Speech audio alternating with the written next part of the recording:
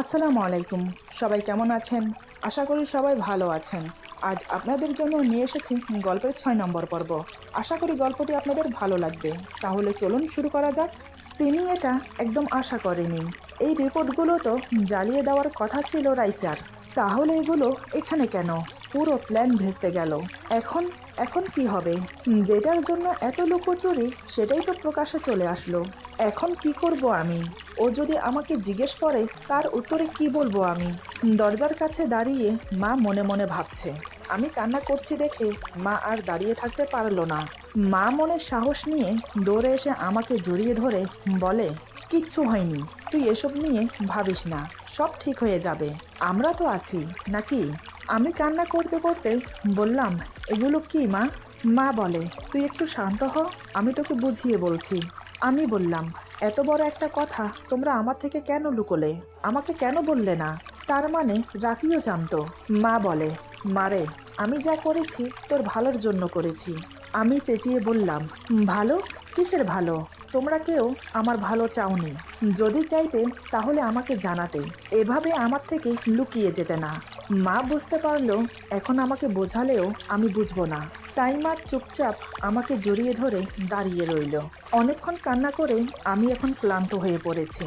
তারপর মাকে ছেড়ে দিয়ে বিছানায় শুয়ে পড়লাম।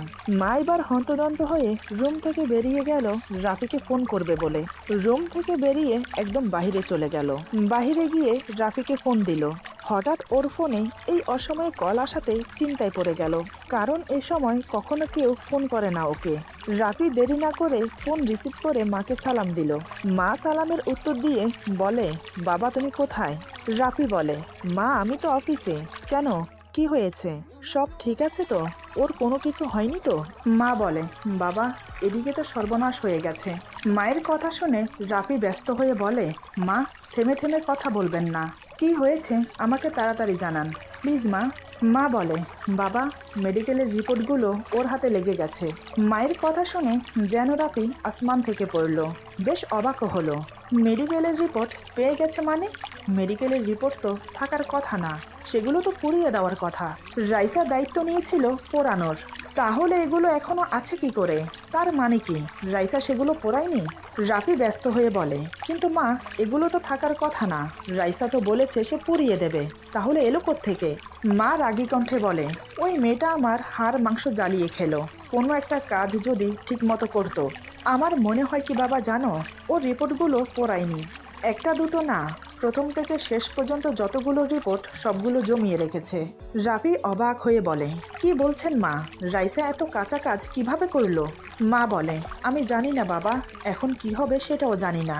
ওর বাবাও এ সম্বন্ধে কিচ্ছু জানে না। এখন যদি দোকান থেকে এসে সব শোনে তাহলে কি হবে বুঝতে পারছো? রাফি বলে, কিচ্ছু হবে না, আমি এখনই আসছি টাঙ্গাইল। তবে মা প্লিজ, আপনার কাছে আমার একটাই অনুরোধ, আমি না আসা পর্যন্ত ওকে চোখে চোখে রাখবেন। এক সেকেন্ডের জন্য ওর পাশ থেকে নড়বেন না। খুব জেদি কিনা, তাই খুব ভয় হয় যদি কোনো কিছু করে ফেলে। মা আপনি যে করেই হোক ওকে চোখে চোখে রাখুন, আমি আসছি।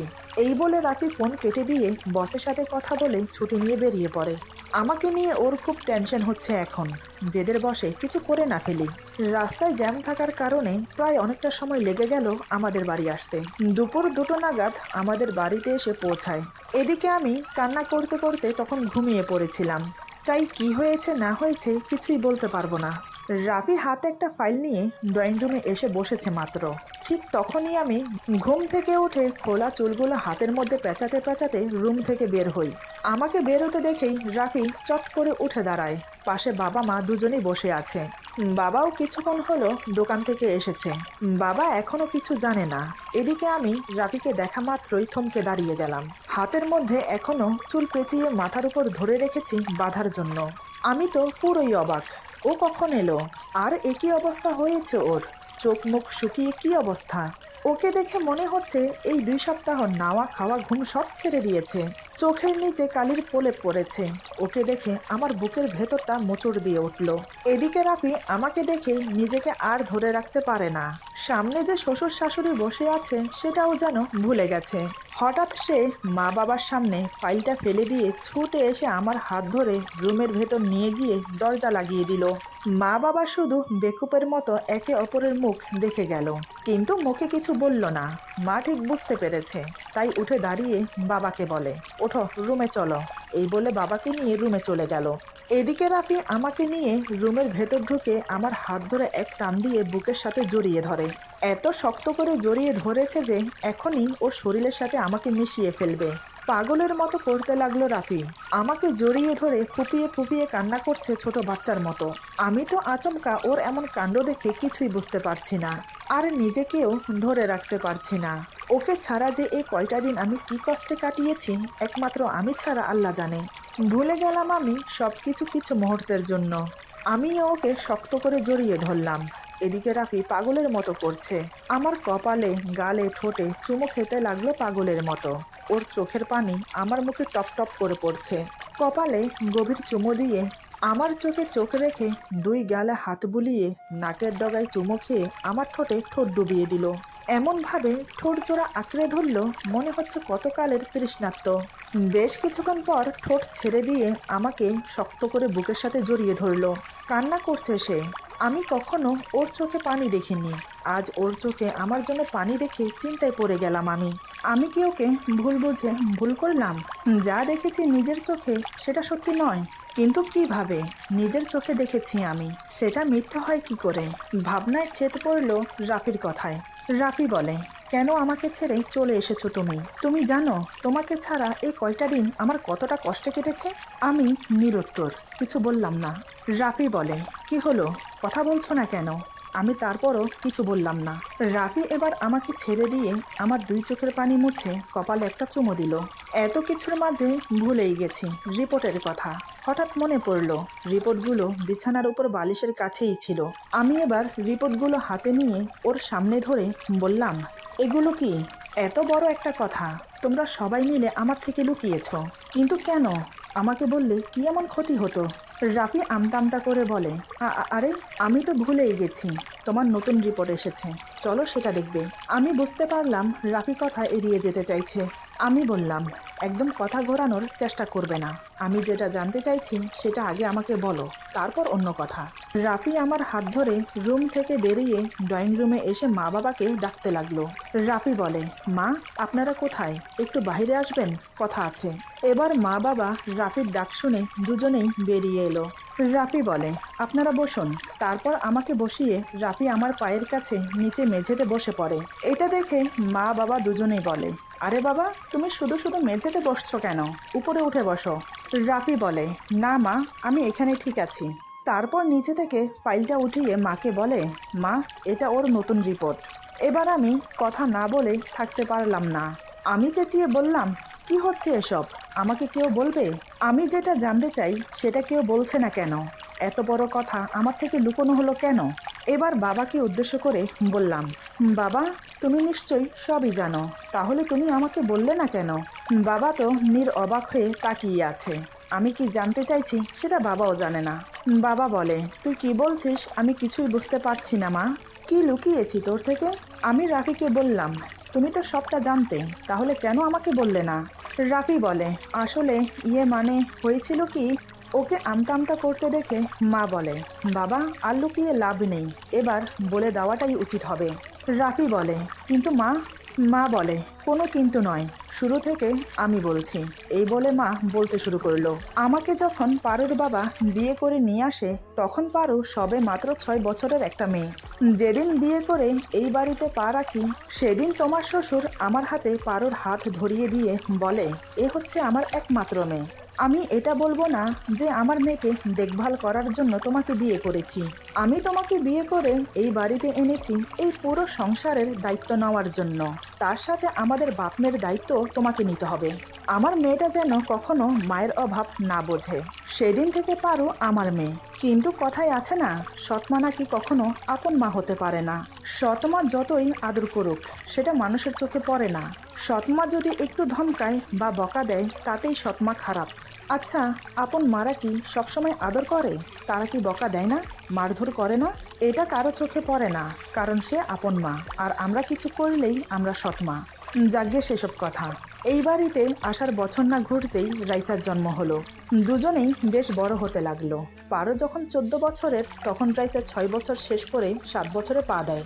একদিন হয়েছে কি, আমি তো রান্না বান্না নিয়ে ব্যস্ত।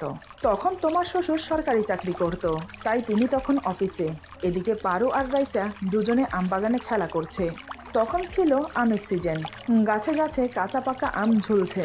পারো কোনোদিনও গাছে উঠতে পারতো না। এদিকে রাইসা সে গাছে ওঠার ওস্তাদ। অন্যদিকে দুই বোনের আম খাওয়ার শখ হলো, তাই দেরি না করে রাইসা আম পাড়ার জন্য আম গাছে উঠে পড়ে। আম পেড়ে সবে নামতে যাবে, তখনই ঘটলো অঘটন। রাইসার পা পিছলে গেল। এত উপর থেকে ছোট বোন যদি মাটিতে পড়ে, তাহলে তো ও মরে যাবে। তাই পারো ছুটে গেল পড়ে যাওয়া বোনকে ধরতে, কিন্তু গাছের নিচে মোটা মোটা গাছের শিকড় বেরিয়ে আছে। তাতেই উষ্টা খেয়ে পারো মোটা মোটা এঁকে বেঁকে যাওয়া শিকড়ের উপর পড়ে গেল।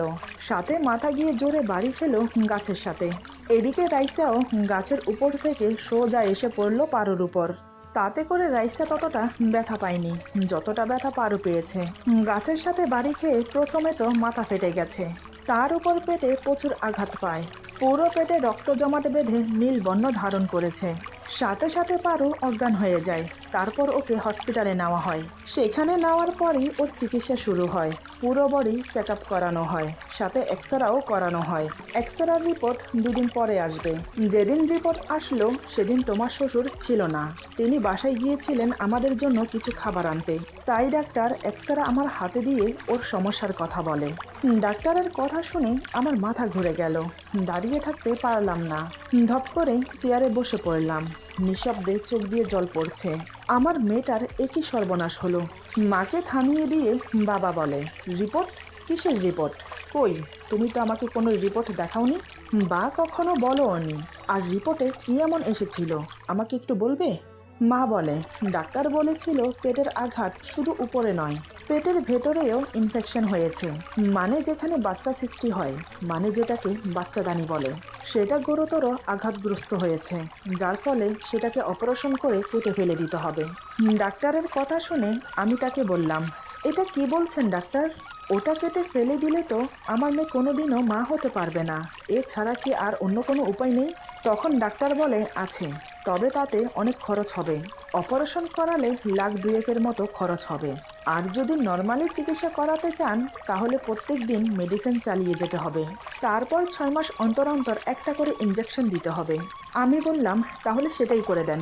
ডাক্তার বলে, তবে তাতে অনেক টাকা খরচ হবে। একটা ইঞ্জেকশন 40-50 হাজারের কাছাকাছি দাম হবে। আর প্রতিদিন যে ওষুধ খাওয়াতে হবে তার দাম মাসে কম করে হলেও 15 থেকে 20 হাজারের কাছাকাছি। আর এটা কন্টিনিউ করে যেতে হবে কয়েক বছর। 6 মাস অন্তর অন্তর একবার করে চেক আপ করাতে হবে। বুঝতে পারছেন আপনি কত খরচ হবে? এটা শুনে আমি দ্বিধায় পড়ে গেলাম, কারণ এত টাকা খরচ করার মতো সামর্থ্য আমাদের নেই। অপারেশন করার মতো সামর্থ্য থাকলেও সেটা আমি কখনোই করাবো না। এতে করে যে নিজের মেয়ের জীবন নষ্ট হয়ে যাবে। এবার বাবা রাগে ফেটে পড়ে, এত বড় কথা তার থেকে কেন লুকোনো হলো তার জন্য। বাবা বলে, তুমি আমার থেকে এত বড় কথা লুকিয়ে গেলে কেন? মা বলে, কি করতাম আমি বলো? এমনিতে মা মরা মেয়েটাকে নিয়ে তুমি সবসময় টেনশনে থাকো, তার উপর এগুলো শুনলে তুমি আরো টেনশনে পড়ে যেতে। তাই আমি বাধ্য হয়ে কাউকে কথাটা বলিনি। তবে আমি কম বেশি ওর মেডিসিন চালিয়ে গিয়েছিলাম, কিন্তু ইঞ্জেকশন দেওয়াতে পারিনি। এভাবে দিনগুলো পার হতে লাগলো। দেখতে দেখতে পারো বড় হলো। এরপর বিয়ের জন্য চারিদিক থেকে পাত্র আসতে লাগলো। যত পাত্র পারুকে দেখতে এসেছে সবারই পারুকে পছন্দ হয়েছে, কিন্তু আমি মিথ্যে বলে মেয়েকে বিয়ে দিতে চাইনি। তাই আমি তাদেরকে সত্যিটা বলতাম, তাতে করে পারুর বিয়ে ভেঙে যেত। ওর বিয়ে হচ্ছে না এটার জন্য আমার কোনো মাথা ব্যথা নেই, কিন্তু মিথ্যে বলেও মেয়েকে বিয়ে দিতে পারতাম। তাতে কি হতো, 2-3 বছর মেয়েটি সুখে শান্তিতে সংসার করত। যখন জানতে পারতো মেয়েটি মা হতে পারবে না, তার চিকিৎসা করালে অনেক অনেক টাকা খরচ হবে, তখন কি তারা আমার মেয়েকে রাখতো? আরও কত নানান অপমান সহ করতে হতো মেয়েটিকে। লোকে বলতো বাচ্চা হবে না দেখে জামাই ছেড়ে দিয়েছে, বাঞ্জা মেয়ে মানুষ, আরও নানান কথা শুনতে হতো, যেটা আমি মা হয়ে কখনো সহ করতে পারতাম না। এরপর ভাগ্যক্রমে জামাই এলো মেয়েকে দেখতে। মাকে থামিয়ে দিয়ে রাফি বলে, মা, বাকিটা আমি বলছি। এবার রাফি বলতে শুরু করলো, আপনারা তো জানেন আমার মা বাবা কেউ নেই, অনেক আগেই তারা মারা গেছে। মামার বাসা থেকে পড়াশোনা করে বড় হয়েছি। পড়াশোনা শেষ করে ভালো একটা চাকরি পেলাম। তারপর থেকে আলাদা থাকতে শুরু করলাম। প্রথমে একটা মেজ বাড়িতে উঠি, কিন্তু সেখানে মানুষের ভিড়ভাট্টা আর চেঁচামেচিতে টিকে থাকা দায় হয়ে গেছে। ভালো চাকরি, ভালো বেতন পাই, তাই ভালো দেখে নিজের জন্য একটা ফ্ল্যাট ভাড়া নিলাম। ফ্ল্যাট ভাড়া নেওয়ার পর আসল বিপত্তি হলো। একে তো রান্না বান্না করতে জানি না, দ্বিতীয়ত ঘরদুয়ার গোছানো পরিষ্কার করা এগুলো তো আমার ধারায় একদমই হবে না, কারণ কোনো দিন কিছু করিনি যে। আর কোনো কাজের মেয়েও পাওয়া যাচ্ছে না, কারণ আমি ব্যাচেলার বলে। যাই হোক, একদিন এই নিয়ে অফিসে আমার এক বন্ধুর সাথে আলোচনা করলাম। সব কথা শুনে সে বলে, এ তো খুব ঝামেলার বিষয় ভাই, এর থেকে বাঁচার একটাই উপায় আছে। আমি বললাম, কি? বন্ধু বলে, তুই বিয়ে করে নে, তাহলে সব সমস্যার সমাধান হয়ে যাবে। আমি বললাম, তুই পাগল হলি? বিয়ে বললেই হলো, মেয়ে কোথায় পাবো? বন্ধু বলে, আরে বিয়ে করতে চাইলে মেয়ের অভাব আছে নাকি? তবে বন্ধু, তুই যদি বিয়ে করিস তাহলে গ্রামের মেয়েকে বিয়ে করবি, কারণ গ্রামের মেয়ে সংসারী হয়, সংসারের যাবতীয় কাজ সাথে স্বামীকে আগলে রাখতেও জানে। শহরের মেয়ে বিয়ে করলে একদম ঠকে যাবি। আমি বললাম, আরে এখন মেয়ে কোথায় পাবো সেটা তো বল, গ্রামের হোক বা শহরের হোক। তখন আমার বন্ধু আমাকে একজনের কাছে নিয়ে যায়। সে আমাকে এই গ্রামের তার বন্ধুর ঠিকানা দেয়। সেই অনুযায়ী আমি এখানে আসি। আমার সাথে যখন আমার গার্জিয়ান বলতে কেউ নেই, তখন আমাকে একাই আসতে হয় মেয়ে দেখতে। সন্ধ্যার দিকে মেয়ে দেখতে যেতে বলেছে। উনি আমাকে আপনাদের বাড়ির ঠিকানা ভালো করে বুঝিয়ে দিয়েছেন, যার ফলে আমি বিকেলের দিকে একাই বেরিয়ে পড়ি আপনাদের বাড়ির উদ্দেশ্যে। ভাগ্যক্রমে ওর সাথে আমার রাস্তায় দেখা হয়ে যায়। তখন আমি ঘুণাক্ষরেও জানতাম না ওকে দেখতে যাচ্ছি। তবে রাস্তায় দেখা হয়েছে বলতে ঠিক রাস্তায় নয়, রাস্তার পাশে যে মাঠ আছে সেখানেও বাচ্চাদের সাথে খেলছিল, সাথে আরও কয়েকটা বান্ধবীকে নিয়ে। আমি গাছতলায় দাঁড়িয়ে ওরা যে খেলছে সেটা দেখছি। ওদের খেলা দেখছি বললে ভুল হবে, আসলে আমার পুরো নজর ছিল ওর উপর। বেশ কিছুক্ষণ দাঁড়িয়ে দেখতে লাগলাম। হঠাৎ ওর চোখে পড়লো সেটা, যে আমি ওর দিকে তাকিয়ে আছি। এবার সে তেড়ে আসে আমার দিকে। প্রথমে আমি একটু ভ্যাবাচাকা খেয়ে যাই। ও আমার সামনে এসে কোমরে হাত দিয়ে বলে, এই আপনি এভাবে তাকিয়ে আছেন কেন? কোনোদিন কি মেয়ে মানুষ দেখেননি? ওকে দূর থেকে দেখে চোখ সরাতে পারছিলাম না, আর এখন তো একদম আমার সামনে দাঁড়িয়ে। তাই আমি অবাক হয়ে ওর মুখের দিকে তাকিয়ে রইলাম। ওর কথার কোনো উত্তর দিলাম না। ও আমাকে আবার বলে, কি হলো, কথা বলছেন না কেন? এভাবে হাঁ করে কি দেখছেন? এবার আমি স্বাভাবিক হয়ে বললাম, কই কিছু না তো, আমি তো ব্যাস খেলা দেখছিলাম। ও আমাকে পা থেকে মাথা পর্যন্ত জরিপ করে বলে, এই গ্রামে তো আগে কখনো দেখিনি আপনাকে, তা কে আপনি, কোথা থেকে এসেছেন? আমি বললাম, এখানে এক আত্মীয়র বাড়িতে এসেছি। আমার কথা শুনে ও আমাকে বলে, তা মশাই, এখানে না দাঁড়িয়ে থেকে বাড়ি ফিরে যান, কারণ সন্ধ্যা হতে চলেছে। এভাবে গাছের নিচে একা দাঁড়িয়ে থাকলে গাছ ভূত ধরবে। ওর কথা শুনে আমি মুচকি হেসে বললাম, গাছ ভূত? সেটা আবার কি, দেখতে কেমন? সে বলে, গাছ ভূত আছে কি না জানি না, তবে পেতেনি আছে, সে একবার ঘাড়ে বসলে আর ছাড়বে না। আমি হেসে বললাম, আচ্ছা তাই নাকি? সে বলে, হ্যাঁ তাই, তাই বলছি বাড়ি চলে যান। এই বলে ওরা চলে যেতে লাগলো।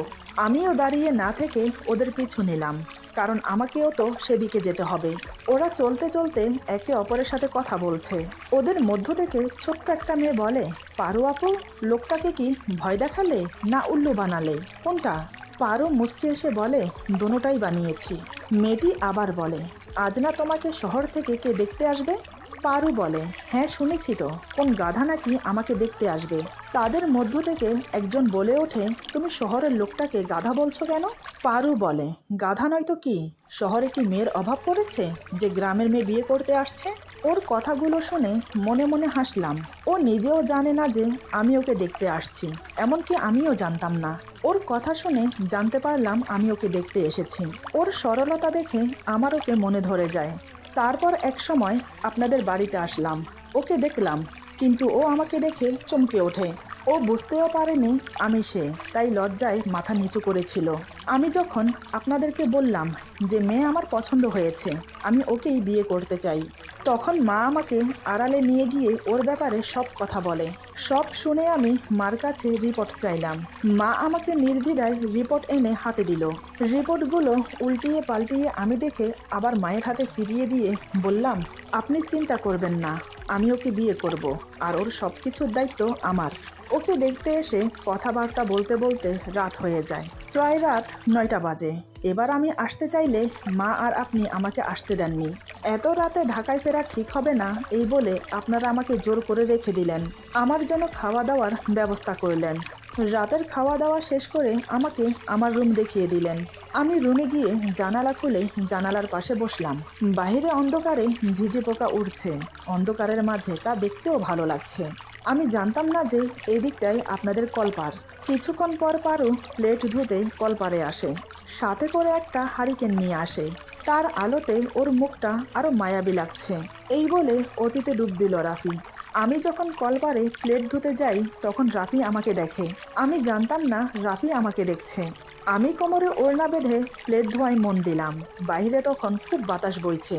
তাতে করে আমার মাথার ছোট ছোট চুলগুলো উড়ে চোখে মুখে এসে পড়ছে, যার ফলে আমার প্লেট ধুতে সমস্যা হচ্ছে। এটা দেখে রাফি বেরিয়ে এসে আমার পেছনে দাঁড়িয়ে আছে। এমনভাবে এসেছে আমি বুঝতেই পারিনি। রাফি পেছনে এসে দাঁড়ানোর কারণে বাতাস তেমন একটা গায়ে লাগছে না। তাতে করে আমার চুল ওড়া বন্ধ হয়ে গেল। ভাবলাম হাওয়ার তেজ কমেছে, তাই আর চুল উঠছে না।